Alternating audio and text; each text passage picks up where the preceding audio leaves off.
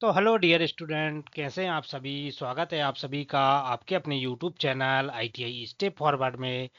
तो फ्रेंड्स, जैसा कि आप सभी को पता है कि हमारा आईटीआई का रिजल्ट आ चुका है और आप सभी ने अपना अपना रिजल्ट भी देख लिया होगा। तो आशा है कि आप सभी का रिजल्ट जैसा आपने सोचा वैसा ही आया होगा।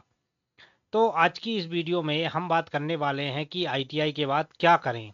मतलब आईटीआई तो हमने पास आउट कर लिया। अब आईटीआई के बाद हमारे पास कौन-कौन सी ऐसी अपॉर्चुनिटीज़ हैं, जिनके द्वारा हम अपने टारगेट को अचीव कर सकते हैं, या कौन-कौन से ऐसे कोर्स हैं जिनको करके हम भविष्य में अच्छी जॉब कर सकते हैं। तो आज की इस वीडियो में ये जो हमारा पूरा टॉपिक है इसी के बारे में कि आईटीआई के बाद हमारे पास क्या-क्या अपॉर्चुनिटीज़ रहती हैं।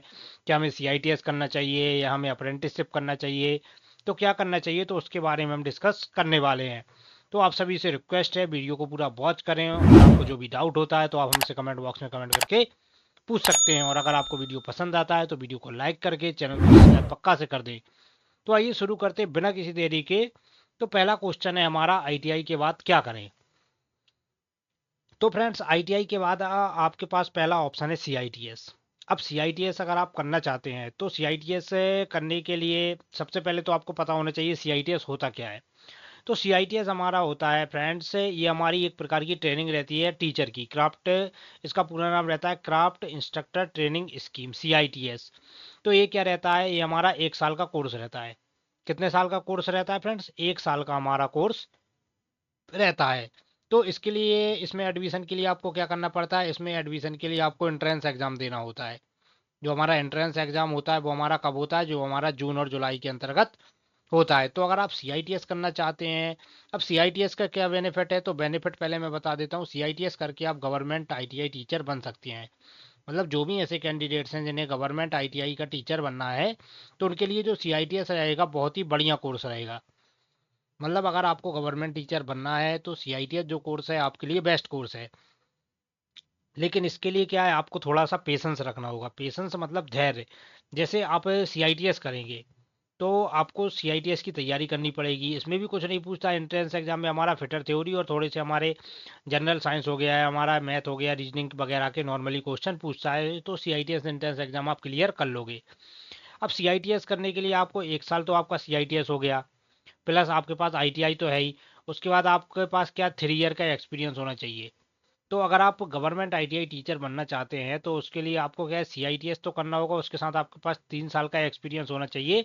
उसके बाद इन फ्यूचर अगर भविष्य में वैकेंसी आएगी, अगर आप उस वैकेंसी को क्लियर कर लेते हैं तो आप गवर्नमेंट आईटीआई के टीचर बन सकते हैं। तो पहली अपॉर्चुनिटी तो आपके पास क्या है, सीआईटीएस। मतलब सीआईटीएस करके आप गवर्नमेंट टीचर बन सकते हैं। अब इसके बाद जैसे अगर आपको लग रहा है सीआईटीएस सही नहीं है, तो दूसरी अपॉर्चुनिटी क्या है आपके पास, तो दूसरी अपॉर्चुनिटी है आपके पास अप्रेंटिसशिप। आप किसी भी गवर्नमेंट या प्राइवेट सेक्टर से अप्रेंटिसशिप कर सकते हैं। अब गवर्नमेंट सेक्टर हमारा जैसा रेलवे हो गया, हमारा इसरो हो गया, डीआरडीओ हो गया, एनपीसीआईएल हो गया।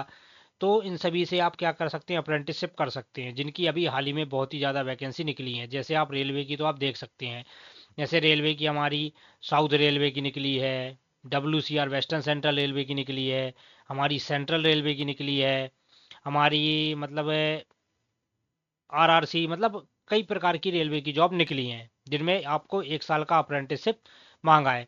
अब अप्रेंटिसशिप आपको क्यों करनी चाहिए, क्योंकि अप्रेंटिसशिप जो है हमारा 50-80 चल रहा है, मतलब 70-30 चल रहा है। अगर 70% जॉब में अप्रेंटिसशिप नहीं मांग रहा है तो 30% वैकेंसीज में हमारा अप्रेंटिसशिप मांग रहा है। तो अप्रेंटिसशिप करना भी आपके लिए उतनी ज़्यादा ज़रूरी है। अप्रेंटिसशिप करने से क्या होता है, आपको 1 ईयर का एक्सपीरियंस सर्टिफिकेट भी मिल जाता है।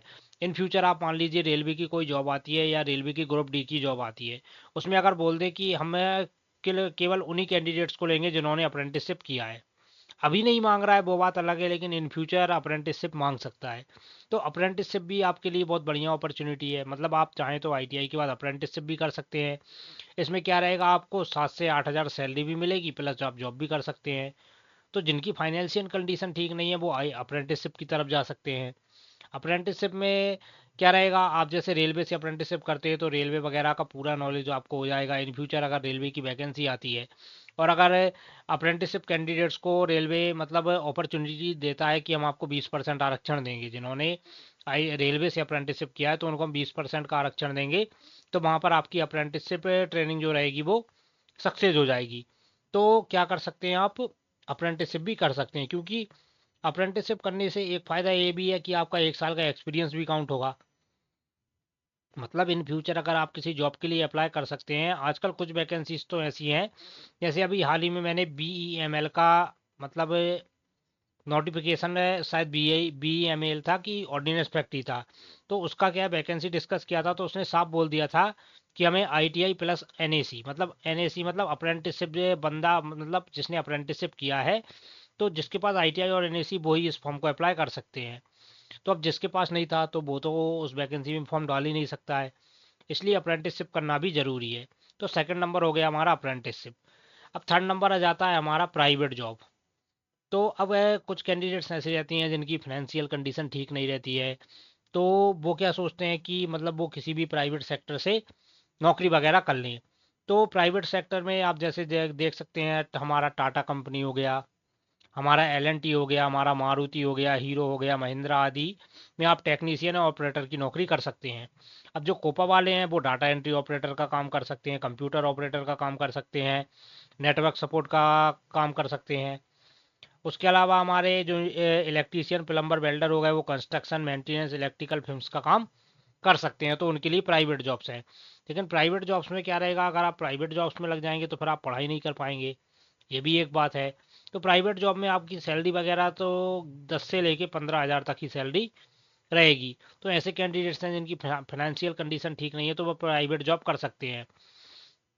लेकिन अब प्राइवेट जॉब करने का मतलब ये नहीं है कि आप प्राइवेट जॉब ही कर रहे हैं, प्राइवेट जॉब के साथ साथ आप अपनी मतलब वैकेंसी की तैयारी भी कर सकते हैं, जैसे हमारी इसरो हो गया, DRDO हो गया, तो इनकी भी क्या है, समय समय पर वैकेंसीज आती रहती हैं, तो आप उनकी भी तैयारी कर सकते हैं। तो प्राइवेट मेरे मतलब मैं अगर अपना ओपिनियन दूं, तो आप प्राइवेट जॉब आप ना करके आप अप्रेंटिसशिप कर सकते हैं। अप्रेंटिसशिप में क्या रहेगा, आपको सैलरी भी मिलेगी, और उसके अलावा आप अपनी तैयारी भी कर सकते हैं, और प्लस आपको 1 ईयर का एक्सपीरियंस भी मिल जाएगा। तो आप अप्रेंटिसशिप की तरफ भी जा सकते हैं। और फोर्थ ऑप्शन है हमारा स्टडी। अब स्टडी में क्या, जैसे फोर्थ ऑप्शन में मैंने किसको रखा है, स्टडी को रखा है।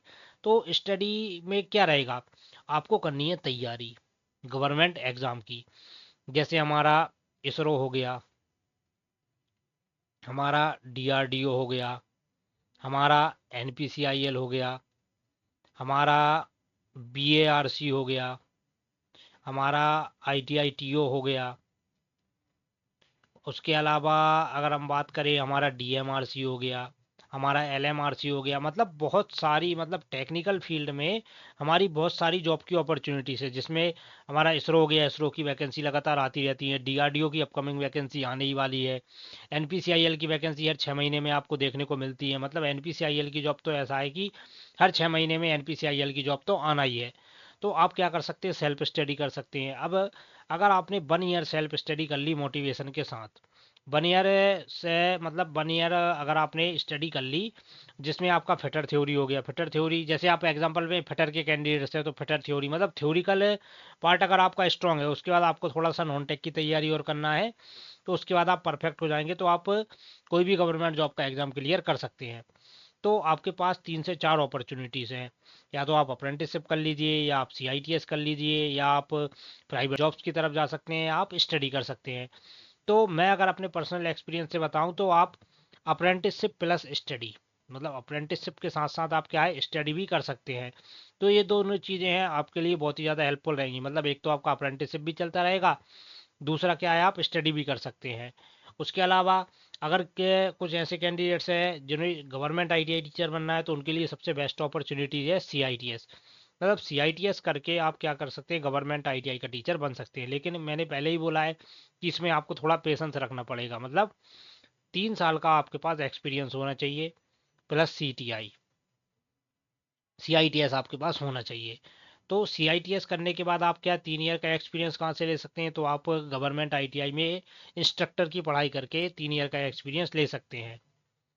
उसके अलावा अगर आपको जो भी डाउट हो तो आप मुझसे कमेंट बॉक्स में कमेंट करके पूछ सकते हैं। मैंने जो ओपिनियन दिया है वो अपनी तरफ से दिया है, बाकी आपका क्या डिसीजन रहता है तो आप हमसे कमेंट बॉक्स में कमेंट करके पक्का से बताएं कि आपका क्या डिसीजन है जॉब को लेकर। तो जो भी आपको डाउट है तो आप मुझसे कमेंट बॉक्स में कमेंट करके पूछ सकते हैं। उसके अलावा मिलते हैं हम नेक्स्ट किसी वीडियो में, तब तक के लिए जय हिंद।